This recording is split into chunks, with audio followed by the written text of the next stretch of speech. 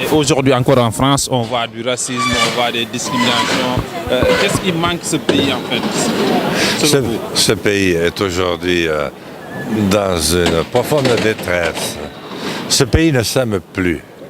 Et c'est exactement ce qui lui est arrivé dans le passé, à plusieurs reprises, pendant les grands mouvements de changement du monde. Il y a, durant ces périodes-là, ceux qui pensent qu'on peut faire beaucoup d'argent en jouant sur les divisions, les haines et la course au pouvoir.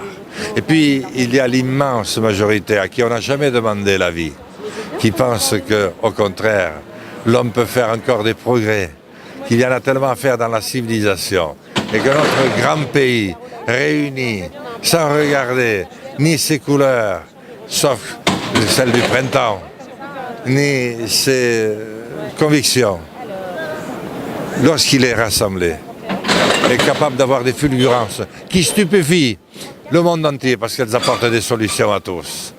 Et elles apportent du bonheur, tellement de bonheur comme ce soir, à ceux qui les vivent coude à coude.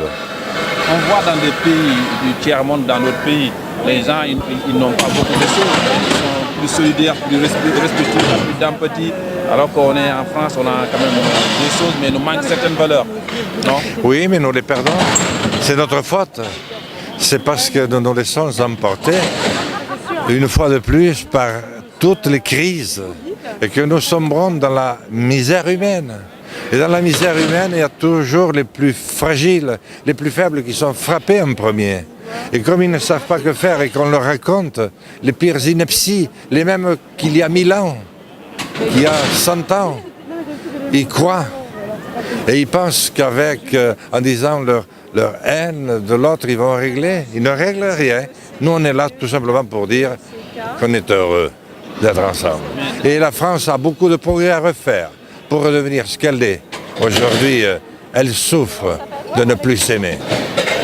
Quel doit être dans ce cas le rôle de l'école, le rôle des politiques? Mais d'abord, l'école, on doit la réinventer. L'école, c'est la transmission du savoir. Il faut que la transmission du savoir ait lieu dans tous les domaines.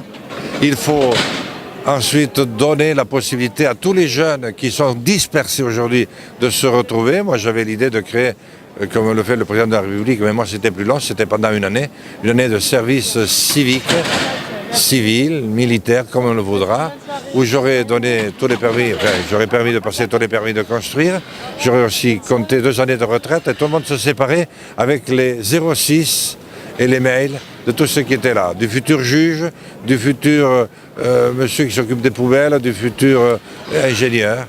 Et je crois que c'est dans ces voies-là, il faut retrouver l'intelligence qui a fait que nous avons eu des fulgurances qui ont toujours stupéfait le monde.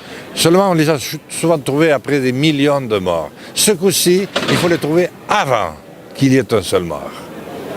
Écoutez, merci beaucoup. Merci. Merci. C'est le Conseil national de la résistance. Et c'est ensemble qu'on est intelligent.